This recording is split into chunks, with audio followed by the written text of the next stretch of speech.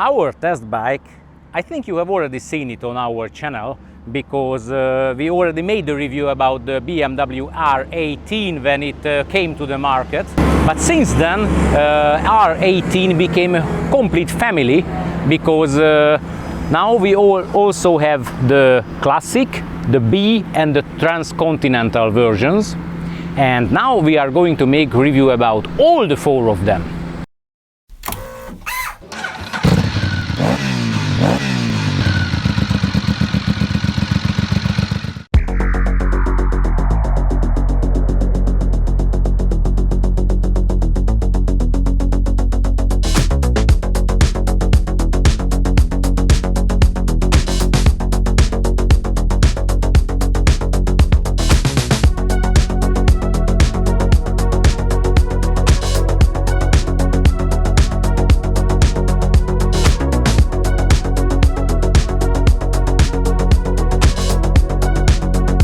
Let's start with that part, which first of all we already know from our previous review. Second of all, it's the same in all the four models. It's the engine itself, the big boxer, which is a 1802 cubic centimeter, absolutely air cooled, and the most important thing is that it has not the 158 Newton meter torque maximum, but that between 2000 and 4000 you always have over 150 Newton meter torque, what is meaning that any RPM you are pulling the throttle or starting to pulling more throttle, then the acceleration is always coming immediately and from your stomach or from the stomach of the bike.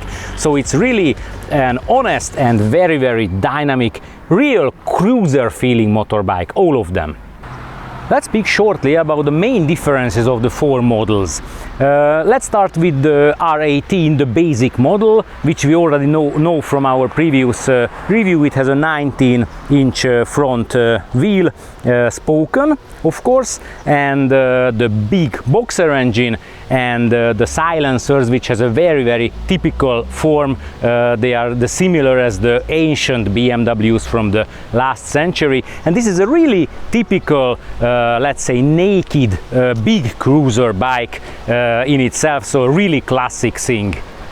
But not that is the real Classic, because in its name, the second model, it's called R18 Classic, because this is its name. The main difference is, first of all, the first wheel, because this is not Classic, this is honestly a bobber motorbike, because this is the only one which is having a 16-inch also spoken first wheel with a very fat 130/90 front tire. It also got a windshield, which is making very huge turbulences with my relatively big body heights. And the other big difference is that we got two soft cases to the rear end of the motorbike, although they are not possible to close them. It's not possible to close them, but pretty huge from the inside, so you can relatively easily put a lot of luggage into them. The next model is called Bagger, or officially R18B, which has again a lot of big differences and very important differences. First of all, the first wheel is again a 19-inch, but it's an aluminum wheel, so it's a big difference. And it got front fairing, which is absolutely wide, but the windshield itself is not too high. And if we walk around the bike, then we can see that there is a totally different dashboard, absolutely different style, so not that minimalist style, but let's say full of electricity, analog things and everything else. So it's a very let's say full of extras. Hard boxes, and not only hard boxes, but also included Marshall loudspeakers, not only here in the box, but in the front fairing as well, so you have four of them all in all to listen to the radio or your own musics. And on this way, this is really already a cruising bagger, so you can already go for weekends, anything like this alone, and you can travel much more comfortably than on the other two bikes. But the real traveling motorbike from the R18 family is the Transcontinental, just as its name is showing, which has the same front part but with a bigger windshield and a lot of chromes on it, of course, because it's showing that this is the most premium thing. All the other things are nearly the same, only here we also have some protectivity for our legs, but it's worth to check out, for example, these small things. Here beside the front fairing there is this changeable small plastic piece with which you can change how much air is going to your body. And the most important thing, that we have a top case in the rear, in the middle, and together with this totally different passenger seat. So this is the only really well usable passenger seat. If you would like to have long journeys together with your wife or girlfriend or anybody, then this is going to be your R18.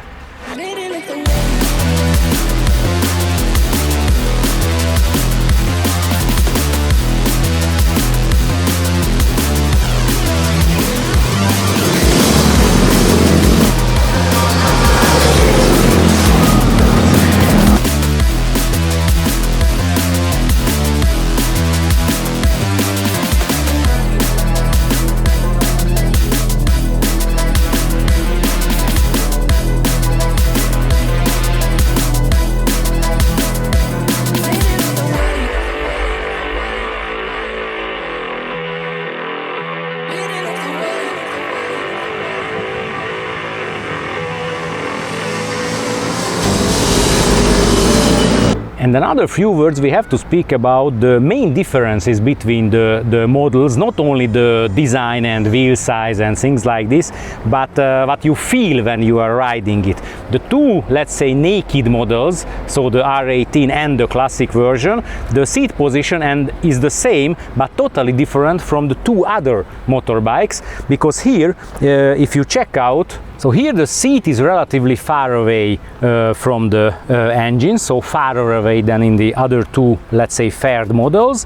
The foot position is also different, and the handlebar is a little bit more far away from your body. So here your legs are a little bit more under you, and you always have to bend a little bit to the front to have a good steering ability with the motorbike. So all in all, these two bikes are similar, that they need a much more active riding than the B version and the Transcontinental. I changed my position to the bagger version, and as you can see, my whole body position is much more different, because here, for example, I have much less stress here because of the different positioned footrest, or this is not the footrest, this is the big plate here, as you can see, this one, and the handlebars are totally different angle and much closer to me. So this is a much more relaxed than the, let's say, pleasureful or stressful riding. So for longer distances, these two bikes are really much better. And of course there is difference between, for example, the gear changer. Here you can gear up with your heel and only gear down with the front part of your leg, and also the rear brake pedal is totally different, because here it's not a normal pedal like on the other two bikes, the two, let's say, naked versions, but it's a pretty strange position, the pedal between the cylinder and the footrest. There is not really enough place, and for example, with my relatively big 48 feet, I had to when I was pushing it, my heels were always in the air, so I couldn't really make a fine pushing on the rear brake, and at the U-turns it was not a real advantage.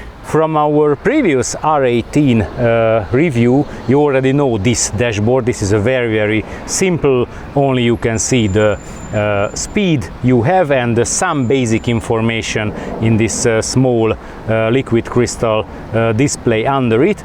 For example, you do not even have fuel checking possibility. The only way is that when the yellow lamp is arriving, then you know that you are on reserve. The Bagger and the Transcontinental version have a totally different and much more complicated and, let's say, full of extras dashboard with 4 analog gogs. One of them is the fuel indicator, which is really important, and we have a speed indicator and an RPM counter, and the fourth one is the funniest thing I've ever seen in the case of the motorbikes.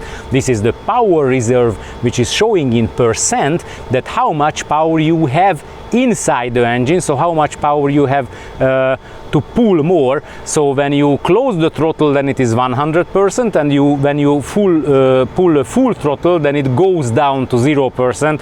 Real fun, especially first of all when you check it first time.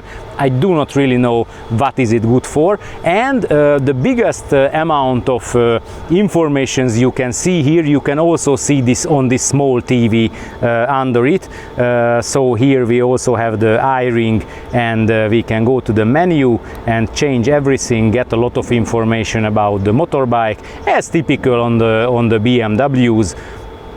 And also we can make the radio, navigation, listen to our media from the telephone, making the phone calls and setting of the bikes. So it's the typical BMW information or infotainment system, very well usable. How much is it fitting to this bike? That's another question. And one more important thing, if I have already been speaking about the telephone, that here you can open 2 things on the top of the fuel tank. One of them is when you can refuel the bike, but the other one is the keeping possibility of your mobile phone. So here you can put your mobile phone, if you have a small enough one, you can put it here, close it down. There is a cooling and wireless charging as well, so you can put it here and then, for example, make the navigation, listen to the music, and you can reach all the functions of your phone from the handlebar with your left thumb.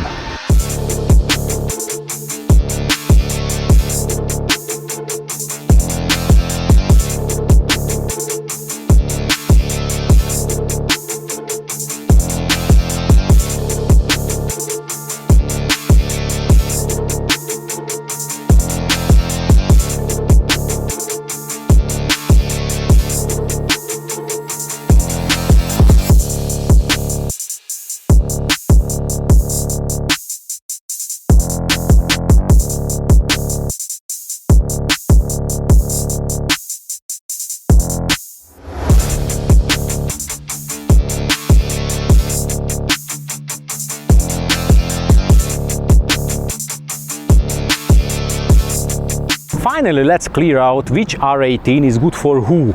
The normal simple R18 is good for those riders who only want to join the riding itself, because this gives the biggest riding experience. No wind protection, you can feel everything, you hear the noises much better, and all the things like this. But this is not really for long journeys, and especially not with a passenger. The Classic version already has some wind protection, some luggage keeping possibility, so it's a little bit better for the longer roads, but not the best one. Because if you want to have real wind protection, then you have to check the Bagger or the Transcontinental version. With the Bagger we had a really big problem, because the wind protection with this bike was bad for everybody. For my friend who is 170 centimeters, for the 2 friends with 180-85 centimeters, and me 190 centimeters. So it was bad for everybody. Also not the most comfortable for the passenger. For example, for the passenger we have only this as a let's say keeping his or her body possibility. So this is a really stylish motorbike, the B version, but good only for one person cruising. I don't know with what kind of body height. And finally, the Transcontinental, if you want to have real long journeys with your girlfriend or wife or anybody, so with a passenger, then this bike gives everything what, for example, the big Harley Davidsons can give. If you liked our review, please push a thumb up on it. In the description under the film you can donate our work. If you haven't done it yet, please subscribe for our channel and watch our previous contents as well, and thanks a lot for your kind attention.